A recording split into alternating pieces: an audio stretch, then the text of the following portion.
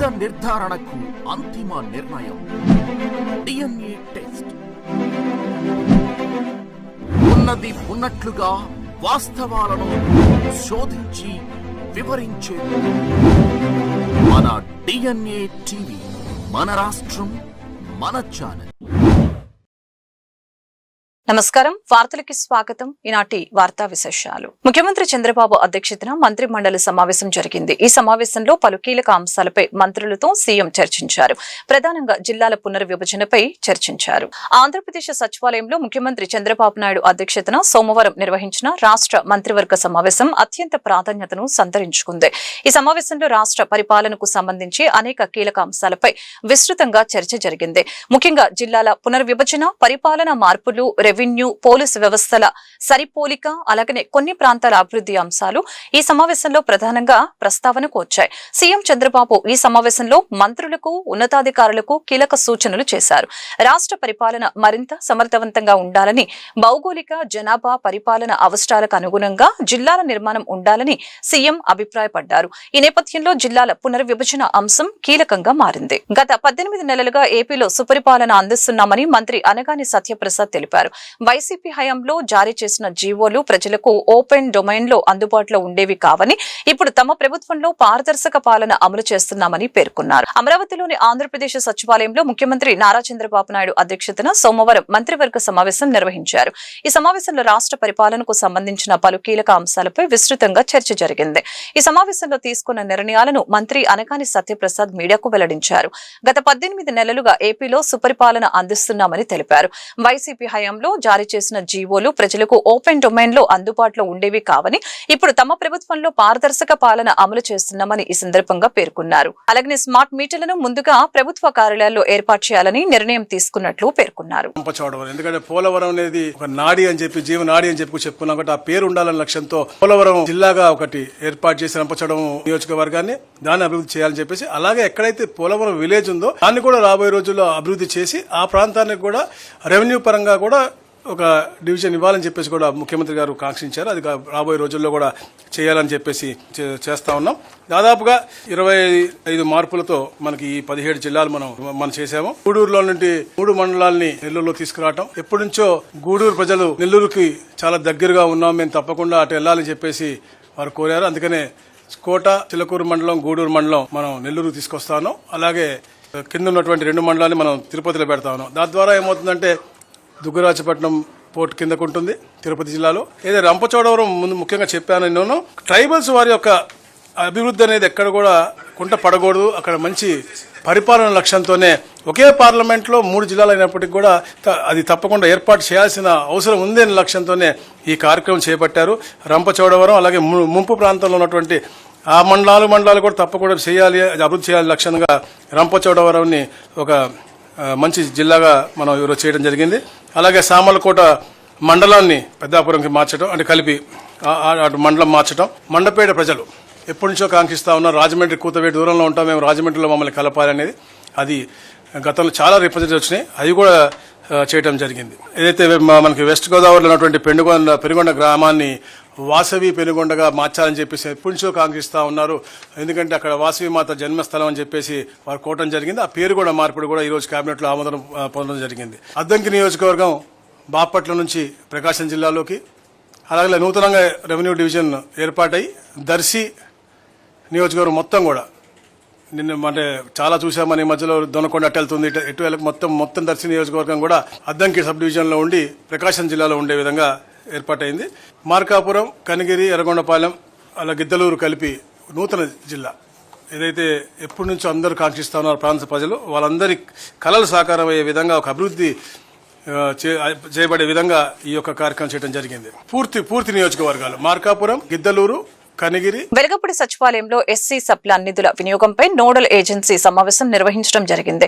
సమావేశానికి పలువురు హెచ్ఓడీలు గైర్హాజరు కావడంపై మంత్రి డిఎస్బివి స్వామి ఆగ్రహం వ్యక్తం చేశారు.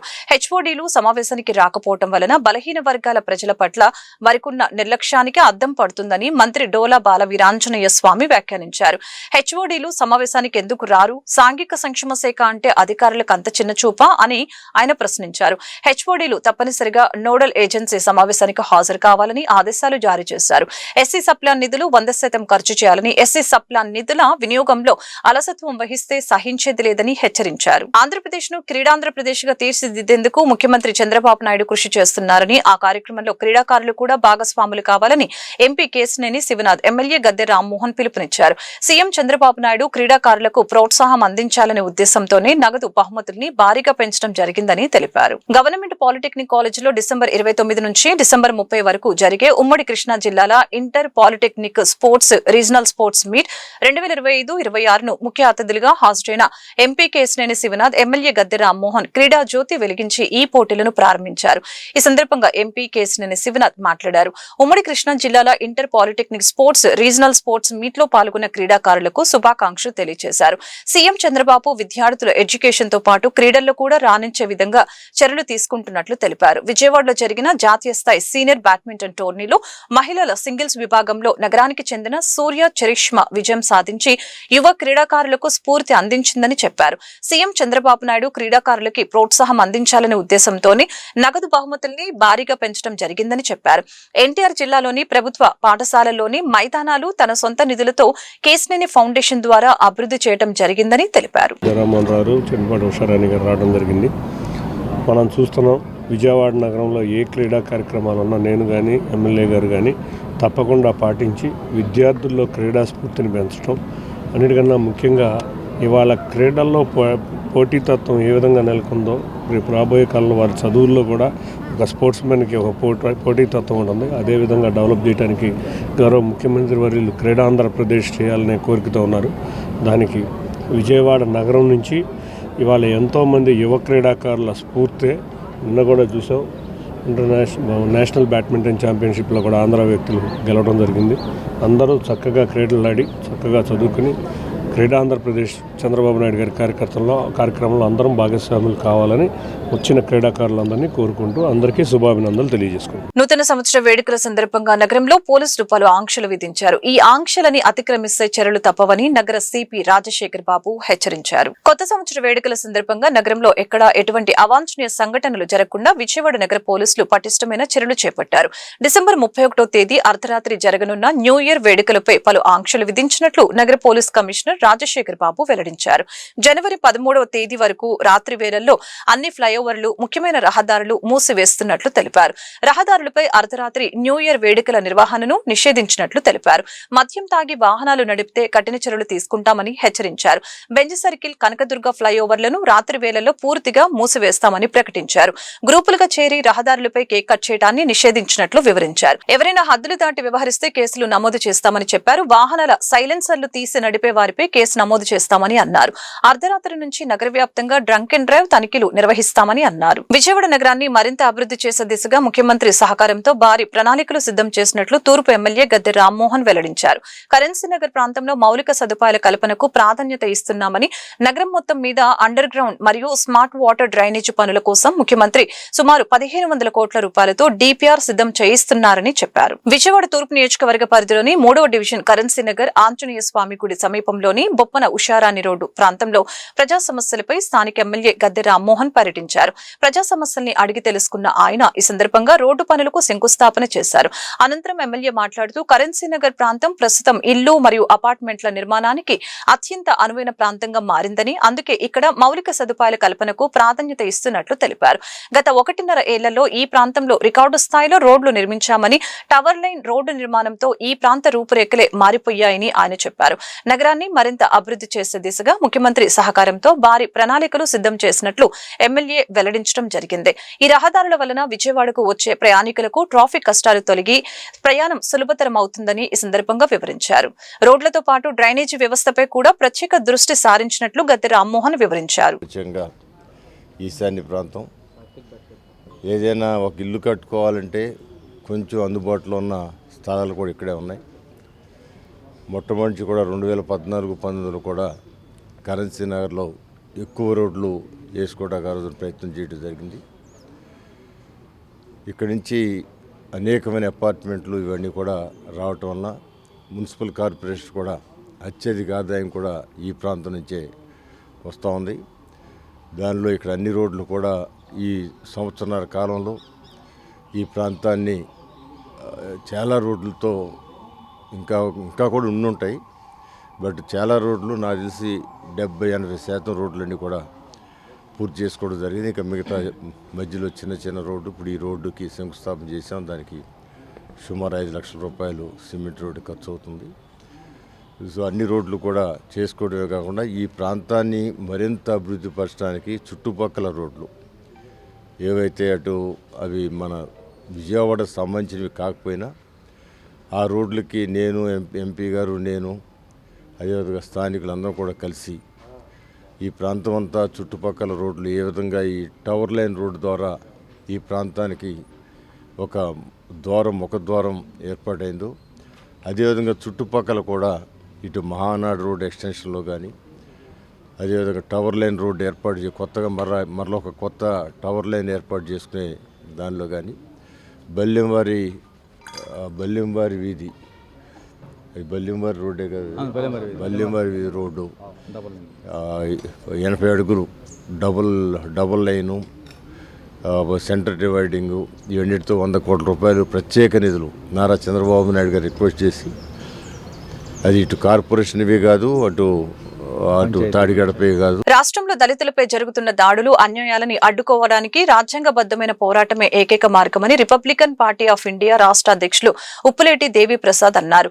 రాజ్యాంగంలోని ఆర్టికల్ 21 ప్రకారం ప్రతి మనిషికి గౌరవంగా జీవించే హక్కు ఉందని, అయితే కొన్ని రాజ్యాంగ వ్యతిరేక శక్తులు ఈ హక్కులను కాలరాస్తున్నాయని మండిపడ్డారు. Schedule caste rights protection society అధ్యక్షులు చెన్నకేశవులు ఆధ్వర్యంలో రూపొందించిన వార్షిక క్యాలెండర్ మరియు డైరీని రిపబ్లికన్ పార్టీ కార్యాలయంలో రిపబ్లికన్ పార్టీ ఆఫ్ ఇండియా రాష్ట్ర అధ్యక్షులు ఉప్పులేటి దేవి ప్రసాద్ ఆవిష్కరించారు. ఈ సందర్భంగా ఆయన మాట్లాడారు. దళితుల హక్కుల పరిరక్షణ కోసం మరియు వారికి జరుగుతున్న అన్యాయాలపై పోరాటం చేయడానికి రాజ్యాంగం కల్పించిన అధికారాలని ప్రతి ఒక్కరూ అవగాహన చేసుకోవాలని తెలిపారు. సమాజంలో ఎస్సీలపై జరుగుతున్న అన్యాయాలను అక్రమాలను ఎదుర్కోవడానికి ఈ సంస్థ గత అనేక సంవత్సరాలుగా కృషి చేస్తుందని ఈ సందర్భంగా కొనియాడారు.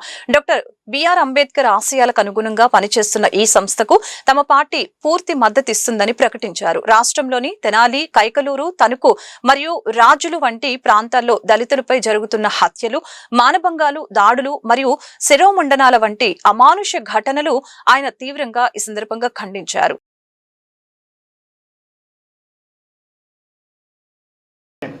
జై భీమ్, జై సంవిధాన్, జై సంవిధాన్, జై సంవిధాన్. జై సంవిధాన్.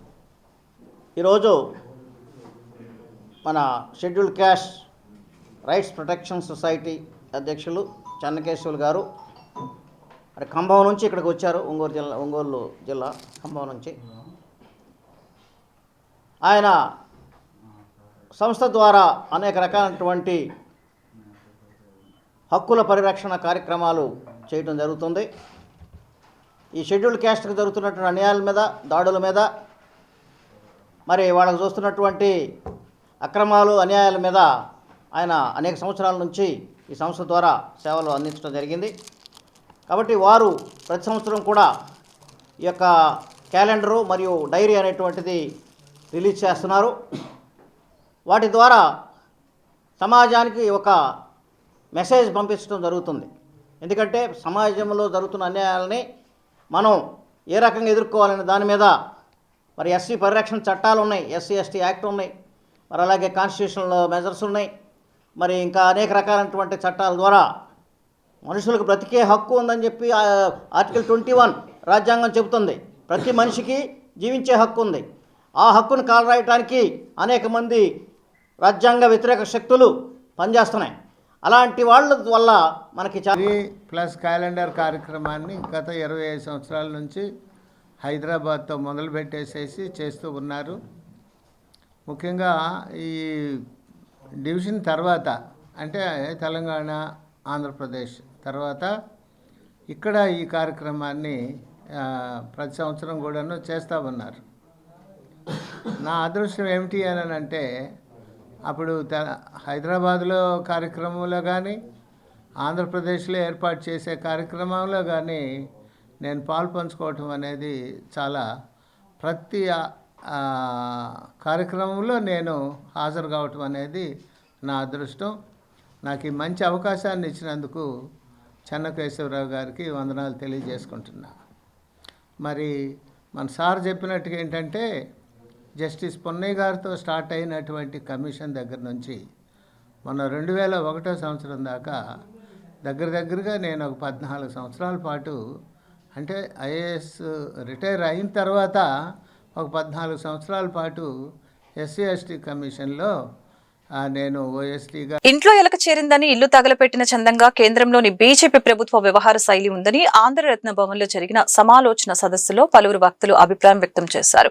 గ్రామీణ ఉపాధి పథకం పేరు మార్పు, కొత్త చట్టాన్ని రద్దు చేయాలని కేంద్ర ప్రభుత్వాన్ని డిమాండ్ చేశారు. లేకుంటే దేశవ్యాప్తంగా నిరసన కార్యక్రమాలను ఉధృతం చేస్తామని అన్నారు. ఉపాధి హామీ పథకం పేరు మార్పు, కొత్త చట్టాన్ని రద్దు చేయాలని కోరుతూ అన్ని సంఘాల ఆధ్వర్యంలో సమాలోచన సదస్సు కాంగ్రెస్ పార్టీ రాష్ట్ర కార్యాలయం ఆంధ్రరత్న భవన్లో జరిగింది. ఈ కార్యక్రమంలో సిడబ్ల్యూసీ మెంబర్లు గిడుగు రుద్రరాజు, పల్లంరాజు, మాజీ మంత్రి రఘువీరారెడ్డి, మాజీ కేంద్ర మంత్రి శోభనాద్రీశ్వరరావు, సిపిఎం కార్యదర్శి వర్గ సభ్యులు సిహెచ్ బాబురావు, సిపిఐ రాష్ట్ర కార్యదర్శి ఈశ్వరయ్య, రైతు సంఘం నాయకులు కేశవరావు, పలు సంఘాల నాయకులు పాల్గొని మాట్లాడారు. గ్రామీణ ప్రజలకు పట్టెడన్నం పెట్టే పథకాన్ని కేంద్రంలోని బీజేపీ ప్రభుత్వం నిర్వీర్యం చేసిందని అన్నారు. గాంధీజీ వ్యతిరేకంగా నాథూరాం గాడ్సే పేరు స్మరించేలా జీరామ్ జీ అని పేరు పెట్టారని అన్నారు. పథకం నిధులలో 40% వాటా విధానం ద్వారా రాష్ట్రాలకు భారం పెరిగిందని చెప్పారు. ఈ చట్టానికి వ్యతిరేకంగా పోరాటం చేయవలసిన అవసరం ఉందని అన్నారు. ఫిబ్రవరి 2న అనంతపురం జిల్లా కేంద్రంగా బండ్లపల్లి నుంచి భారీ సభ నిర్వహిస్తామని తెలిపారు. ఫిబ్రవరి 12న కార్మిక సంఘాలన్నీ సార్వత్రిక సమ్మెకు పిలుపునిచ్చారని అన్నారు. వాళ్ళ మాటలకు అనుగుణంగా ఈరోజు తీసుకొని వచ్చినారు. బొమ్మనగా పొగ పెట్టడమే ఇది. 90% ఇచ్చేటువంటి నిధుల్ని ఇంకా అవసరమైతే 100% ఇస్తాం, ఇంకా బాగా చేయండి, బాగా చేసే రాష్ట్రాల్లో 100% ఇస్తామని చెప్పేటువంటి ఆలోచన రావాలి. కానీ తిరోగమనం వైపు మేము 60 ఇస్తాం, నువ్వు 40 పెట్టుకో, అవకాశం ఉందా? వారం ఒప్పించుకుంటామన్నారు కదా ప్రభుత్వాలు, సాధ్యమా? అంటే ఆల్మోస్ట్ వెంటిలేటర్ల మీద ఉన్న కొన్ని రాష్ట్ర ప్రభుత్వాలు వెంటిలేటర్ తీసేయడమే, అంటే ఒక హక్కును తీసివేయడమే. ఇంకోటి అన్నారు 125 రోజులని. 125 రోజులు కష్టమా? 150 రోజులు చేయమని మేమందరూ పోయిన ఎలక్షన్లో మా మేనిఫెస్టోలో పెట్టడమే కదా ఇవ్వాలి అని అన్నాం. రైట్. ఒక పాయింట్ మీరు ఏమంటే ఈరోజు రైతు కూలీలు రాష్ట్రాన్ని పాలించిన ప్రభుత్వాలు వెనుకబడిన ప్రాంతాల అభివృద్ధికి కృషి చేయలేదని ఆంధ్రప్రదేశ్ వెనుకబడిన ప్రాంతాల అభివృద్ధి వేదిక రాష్ట్ర అధ్యక్షులు బి నారాయణరెడ్డి స్పష్టం చేశారు.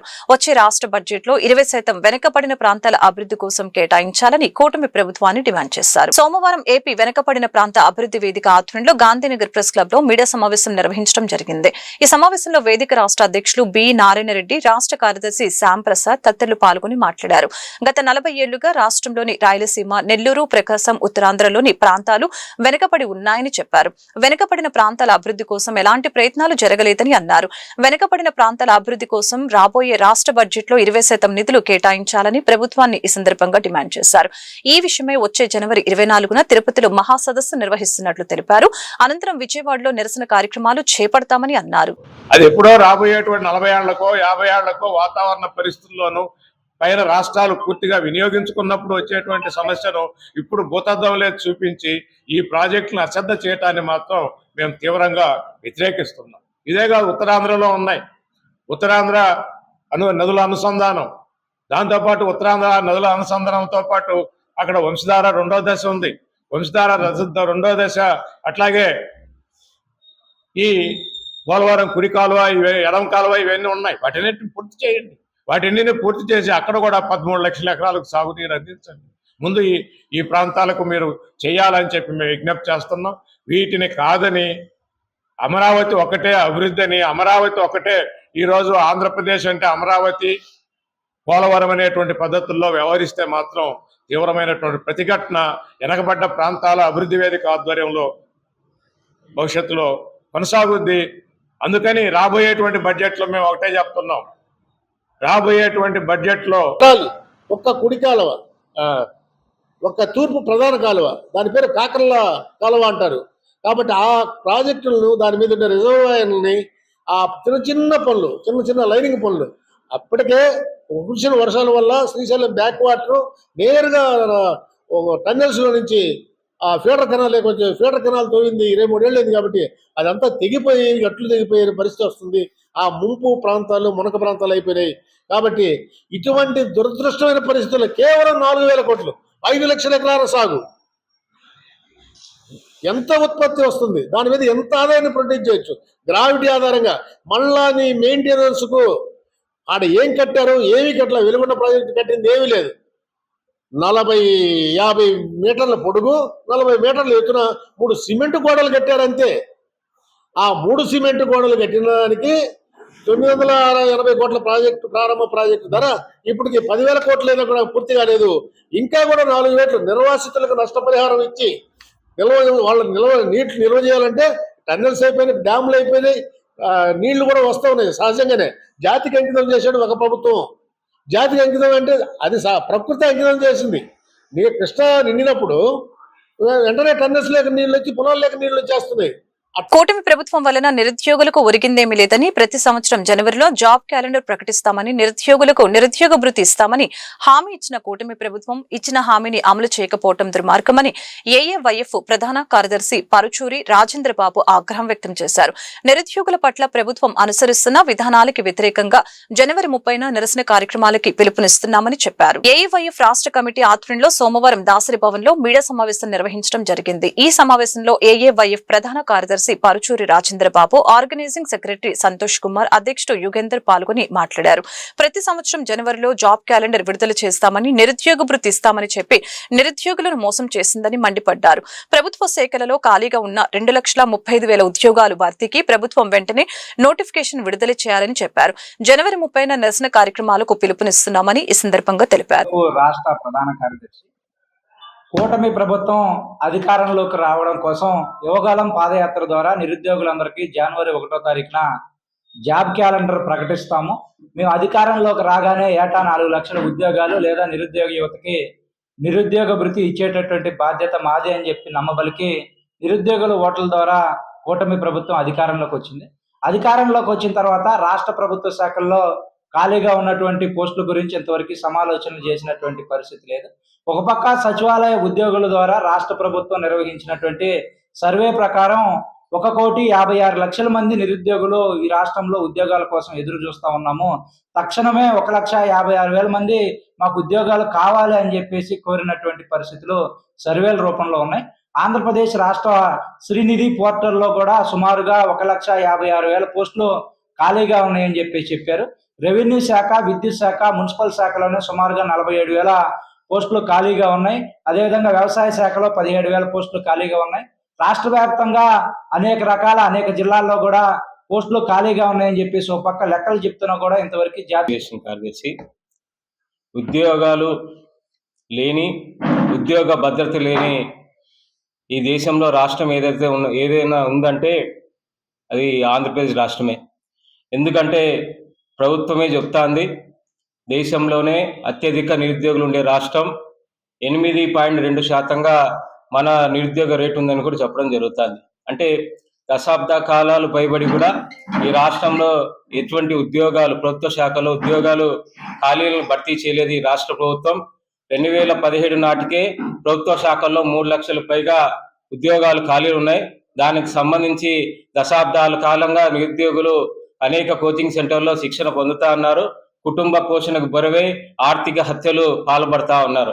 ఈరోజు చూసినట్టయితే ప్రతి సంవత్సరం సర్వేలో సుమారు 4,000 మంది సంవత్సరానికి ఏదో రకంగా ఆర్థిక ఇబ్బందుల వల్ల ఉద్యోగాలు లేకపోవడం వల్ల ఆత్మహత్యలకు గురవుతున్నారు. ఈ సర్వేను కూడా రాష్ట్ర అధ్యక్షులు ఈరోజు ఎన్డీఏ కూటమి అధికారంలోకి వచ్చి సంవత్సరం 18 నెలలు గడుస్తున్నప్పటికీ ఎన్నికల్లో యువతకి విపరీత హామీలు ఇచ్చారు. నిరుద్యోగ భృతి ఇస్తాము, ప్రత్యేకంగా పరోక్షంగా సంవత్సరానికి 4 లక్షల ఉద్యోగాలు భర్తీ చేస్తాము, ఈ రాష్ట్రంలో నిరుద్యోగ యువతను ఆదుకుంటామని చెప్పిన మంత్రి లోకేష్ గారు ఈరోజు మౌనంగా పాటిస్తున్నారు. ఈరోజు ఏపీ గవర్నమెంట్ క్యాబినెట్ సమావేశం జరుగుతుంది కాబట్టి ఏపీ క్యాబినెట్ సమావేశంలో పూర్తి స్థాయిలో నిరుద్యోగుల కోసం చర్చించి నెలకు 3,000 రూపాయలు ఇస్తామని నిరుద్యోగ భృతి ఇవ్వాలి. అలాగే ఈ రాష్ట్రంలో నిరుద్యోగం ప్రభుత్వ శాఖల్లో ఖాళీలు ఉన్నాయి. 2,36,000 ఉద్యోగాలు ఖాళీలు ఉన్నాయని చెప్పి ఆనాడు ఎన్నికల పాదయాత్రలో చెప్పింది మీరే. మేము అధికారంలోకి వస్తే ఇవన్నీ పూర్తి చేస్తామని చెప్పింది కూడా మీరే. తక్షణమే ఈ ప్రభుత్వ శాఖల్లో ఖాళీగా ఉన్న ఉద్యోగాలు భర్తీ చేయాలని చెప్పి ఏఐవైఎఫ్ గా మేము డిమాండ్ చేస్తున్నాం. లేని ఎడల ఈ నెల జనవరి 30వ తేదీన చలో విజయవాడ కార్యక్రమాన్ని విజయవంతం చేయడం కూడా నిరుద్యోగులు సన్నిహితం అవుతున్నారు. అదే తరుణంలో ఈ రాష్ట్రంలో గవర్నమెంట్ ఏర్పడిన తర్వాత ఈ రాష్ట్రంలో దాదాపు 3 లక్షల ఉద్యోగాలు ఈ ఎన్డీఏ కూటమి గవర్నమెంట్ తీయడం జరిగింది. ఎవరికి భర్తీ చేశారు మీరు? పూర్తి స్థాయిలో శ్వేతపత్రం విడుదల చేయాలి. ఎన్ని ఉద్యోగాలు భర్తీ చేశారు ఈ రాష్ట్రంలో? ఎంతమంది నిరుద్యోగులకు ఆదుకున్నారు మీరు? ఎంతమందికి ఉపాధి కల్పించారని చెప్పి ఈ వార్తలు ఇంతటితో సమాప్తం. మరొక బులెటిన్ మళ్ళీ కలుద్దాం. నమస్కారం.